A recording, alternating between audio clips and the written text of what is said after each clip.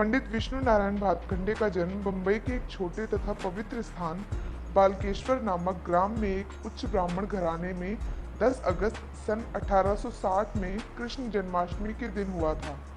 इनके माता पिता संगीत के विशेष प्रेमी थे, अतः बाल्यकाल से ही इनको गाने का शौक पैदा हो गया था। अपनी माता के श्रीमुख से भी जो भी सुनते थे उसे उसी प्रकार नकल करके गा देते थे। इतने छोटे बालक की संगीत में विशेष रुचि देखकर माता पिता को अनुभव हुआ कि इस बालक को संगीत की ईश्वरीय देन है।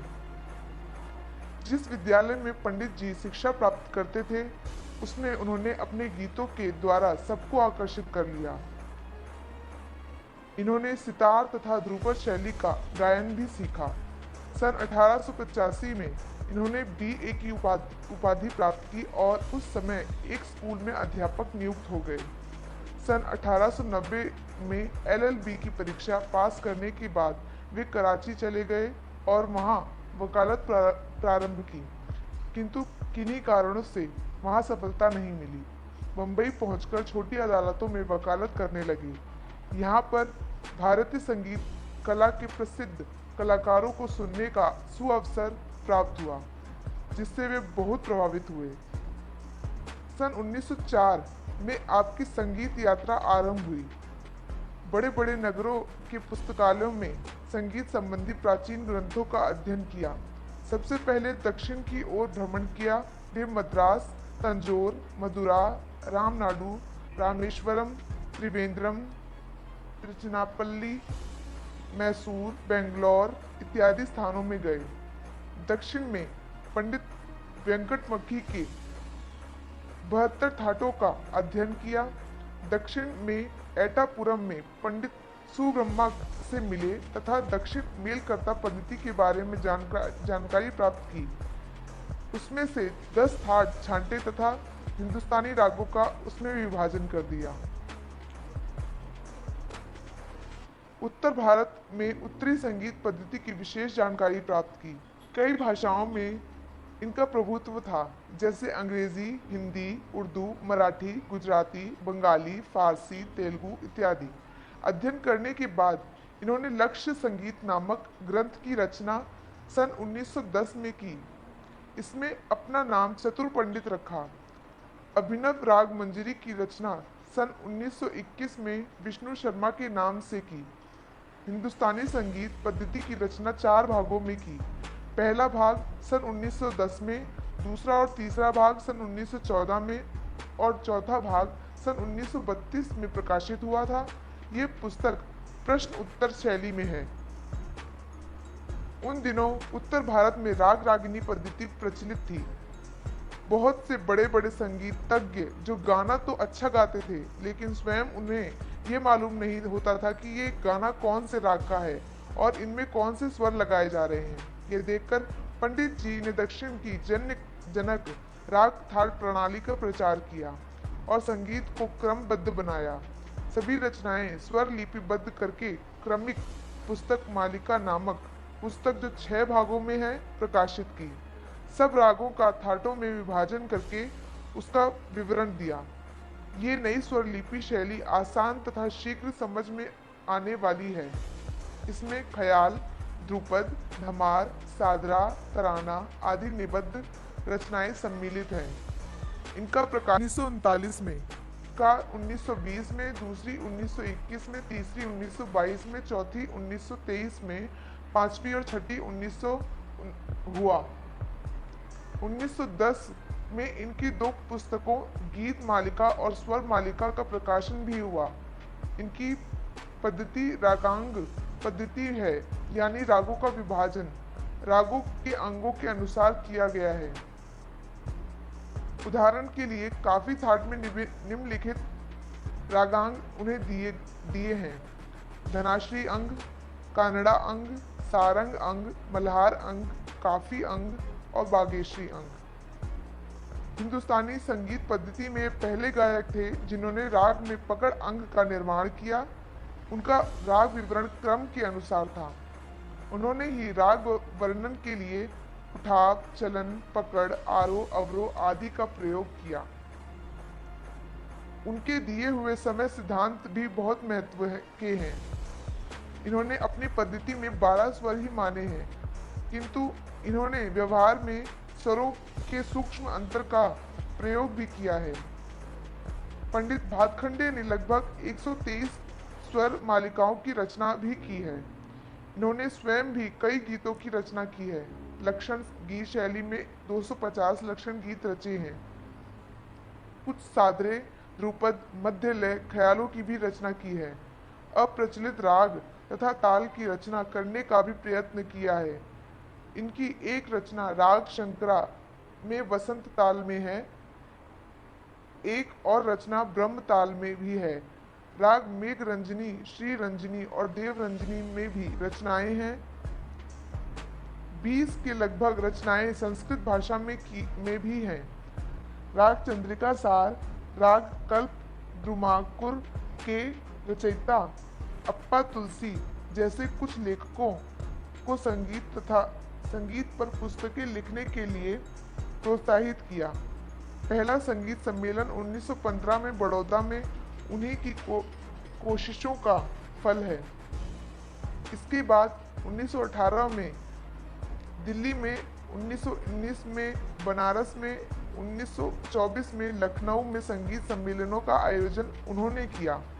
संगीत की उन्नति तथा प्रचार के लिए कई जगह म्यूजिक कॉलेज स्थापित किए, जिसमें लखनऊ का मैरिस म्यूजिक कॉलेज, जो आजकल भातखंडे यूनिवर्सिटी ऑफ म्यूजिक के नाम से प्रसिद्ध है, ग्वालियर का माधव संगीत विद्यालय तथा बड़ौदा का म्यूजिक कॉलेज उल्लेखनीय है। सन 1933 में उन पर फालिज गिरा, जिसके कारण उनका स्वास्थ्य बिगड़ गया। 3 वर्ष तक रोग शैया पर पड़े रहने के बाद फालिज से ही 19 सितंबर 1936 में इनकी मृत्यु हो गई। आपने अपनी जिंदगी में कभी न कभी शास्त्रीय संगीत जरूर सुना होगा। यमन, पीलू, भैरव, मल्हार जैसे तमाम रागों में से कुछ का नाम भी आपने जरूर सुना होगा, है ना।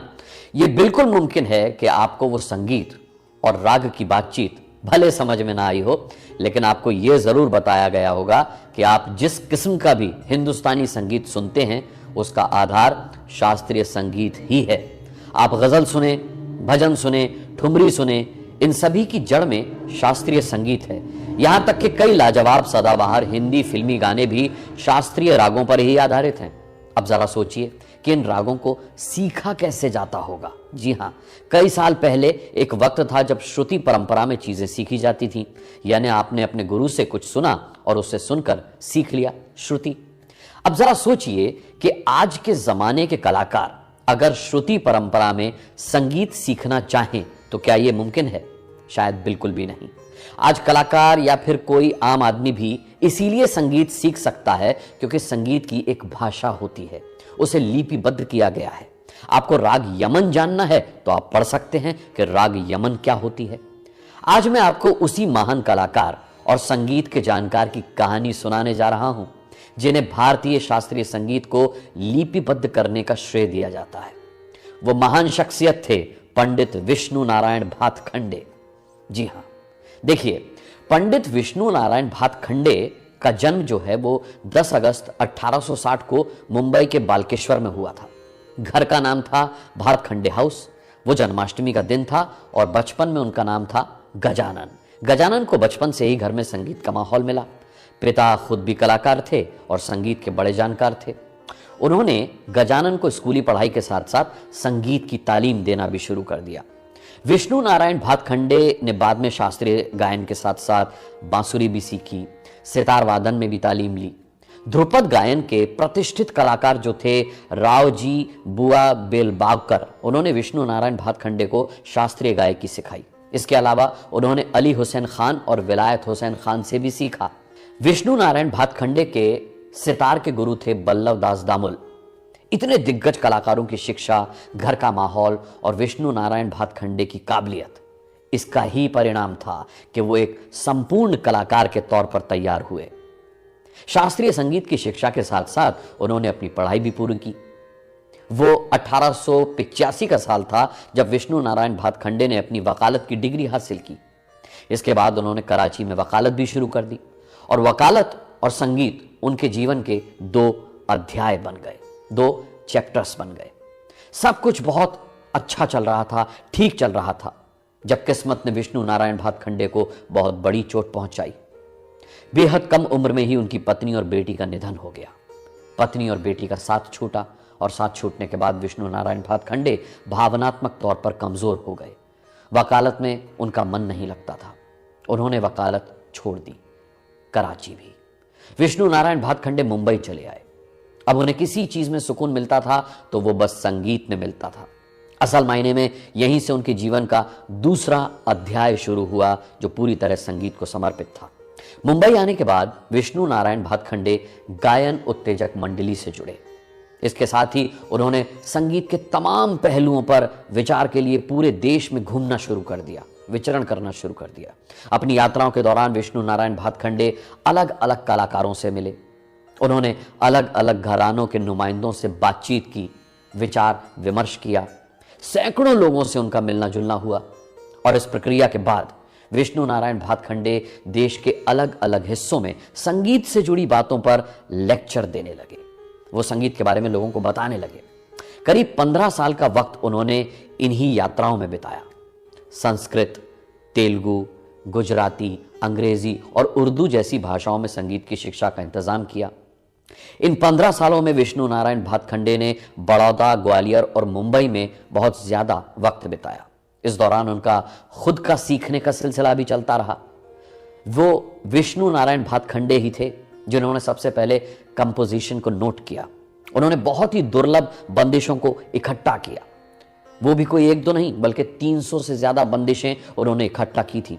इन्हीं बंदिशों को उन्होंने बाद में प्रकाशित भी किया। इसमें उनकी खुद की कंपोज की हुई बंदिशें भी थीं, जो उन्होंने चतुर पंडित और विष्णु शर्मा के नाम से तैयार की थी।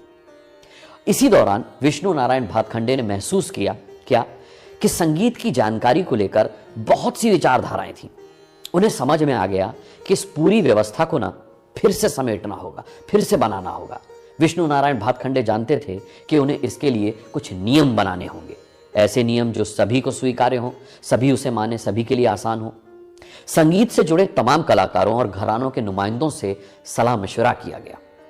उसके मकसद से ही उन्होंने संगीत कॉन्फ्रेंस की शुरुआत की। उन्हें संगीत कॉन्फ्रेंस का जनक माना जाता है। इन कॉन्फ्रेंसेस की कड़ी में उन्होंने 1916 में बड़ौदा, 1918 में दिल्ली, 1919 में बनारस और 1924 और 25 को लखनऊ में कॉन्फ्रेंस का आयोजन किया था, जो एक तरह से शास्त्रीय संगीत से जुड़े सभी पक्षों के लिए, सभी पहलुओं के लिए बातचीत करने और सलाह मशवरे का एक बड़ा मंच था। इस कॉन्फ्रेंस का सबसे बड़ा फायदा यह हुआ कि इसमें तमाम विचारधाराओं को लेकर चल रहे विवाद सुलझते चले गए, जिससे कई बातों को लेकर के एक राय बन पाई, जो शास्त्रीय संगीत के लिए बहुत अच्छी बात थी, बहुत मायने रखती थी। विष्णु नारायण भातखंडे अपने इन प्रयासों के साथ साथ लगातार लिखने में भी व्यस्त रहे। उन्होंने संस्कृत, मराठी, हिंदी और अंग्रेजी में किताबें लिखी। उनकी पहली किताब थी स्वर मालिका। गुजराती में प्रकाशित इस किताब में रागों के बारे में बहुत विस्तार से जानकारी दी गई थी। बाद में इस किताब का हिंदी संस्करण भी प्रकाशित हुआ। उन्होंने मराठी में भातखंडे संगीत शास्त्र भी लिखा, जो 4 हिस्सों में छपा था। विष्णु नारायण भातखंडे का यह प्रयास था कि इन किताबों के जरिए संगीत कॉमन लोगों तक पहुंचेगा, आम आदमी तक पहुंचेगा। विष्णु नारायण भातखंडे के बारे में कहा जाता है कि उन्होंने करीब 2000 बंदिशें इकट्ठा की थी। इसके अलावा उन्होंने करीब 200 राग तैयार किए थे। उनकी पुस्तकों को राग का खजाना भी कहा जाने लगा। अपने इसी लेखन से उन्होंने हिंदुस्तानी संगीत पद्धति को एक नई और एक अद्भुत पहचान दिलाई। इसके बाद उन्होंने संगीत की सिस्टमैटिक शिक्षा पर जोर दिया। उन्होंने बड़ौदा में महाराज के सयाजी राव गायकवाड़ की मदद से विद्यालय की शुरुआत की। ग्वालियर में भी उन्होंने विद्यालय की शुरुआत की। इसके बाद उन्होंने लखनऊ में राय उमानाथ बली, राय राजेश्वर बली की मदद से लखनऊ से संगीत विद्यालय शुरू किया। उस वक्त लखनऊ का विद्यालय सर विलियम सिंक्लेयर मैरिस के नाम पर था, लेकिन इसके बाद विष्णु नारायण भातखंडे के नाम पर भातखंडे कहलाया, जो आज भी संगीत के क्षेत्र में देश के अग्रणी संस्थानों में से एक माना जाता है। पंडित विष्णु दिगंबर पलुस्कर भी पंडित भातखंडे के समकालीन थे। उन्होंने भी संगीत को लिपिबद्ध करने का काम किया था, लेकिन जानते हैं क्या, उनका तरीका जो था वो बहुत कठिन माना गया। उनके मुकाबले भातखंडे की लिपियां बेहद आसान समझी गईं। पंडित विष्णु नारायण भातखंडे के पहले रागों को एक परिवार की तरह समझा जाता था। एक परिवार में पुरुष, महिला और बच्चों की तरह राग हुआ करते थे। बाद में पंडित विष्णु नारायण भातखंडे ने हिंदुस्तानी शास्त्रीय संगीत में थाट को इंट्रोड्यूस किया, थाट को, और उन्होंने तमाम शास्त्रीय रागों को 10 थाटों में बांट दिया, जो बहुत ही वैज्ञानिक तरीका था, साइंटिफिक तरीका था। मंद्र सप्तक और मध्य सप्तक के स्वरों के साथ में लगने वाले निशान भी पंडित विष्णु नारायण भातखंडे की ही देन है। कोमल और तीव्र स्वरों के साथ में लगने वाले निशान भी उन्हीं की देन है। 19 सितंबर 1936 को पंडित विष्णु नारायण भातखंडे ने दुनिया को अलविदा कहा, अंतिम सांस ली।